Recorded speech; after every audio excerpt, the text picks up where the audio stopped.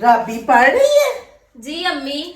बस तू जल्दी से डॉक्टर बन जा, फिर हमारे सारे मसले खत्म हो जाएंगे।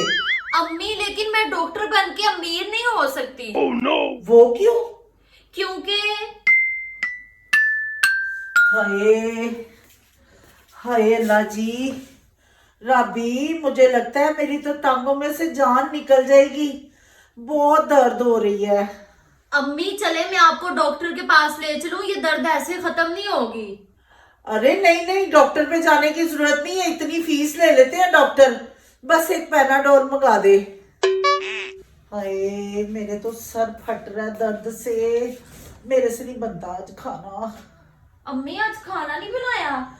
राबी मेरे सर में बहुत दर्द हो रही है, मेरी तो दर्द से चीखें निकल रही हैं। अम्मी चले उठे आपको क्लिनिक पे लेके चलो। ना बाबा मेरे पास इतने पैसे नहीं, उथों मैनू एक पैनाडोल फड़ा दे। अम्मी हाय राबी। क्या हुआ अम्मी? मेरे सीने में बहुत दर्द हो रही है। अम्मी चले आज तो मैं आपको डॉक्टर के पास लेके ही चलूंगी। नहीं नहीं, तू एडी अमीर ज़ादी, उथों एक पैनाडोल फड़ा। राबी तू बनेगी ना डॉक्टर? नहीं अम्मी मैं डॉक्टर नहीं बनूंगी, मैं पैनाडोल की फैक्ट्री खोलूंगी। Oh no! हैं वो क्यों? कुछ नहीं अम्मी आप नहीं समझेंगी। तेरी बातें तो वैसे ही मुझे समझ नहीं आती। उठ जरा पैनाडोल फड़ा, मेरे ते आज गुर्दे च भी दर्द हो रही है।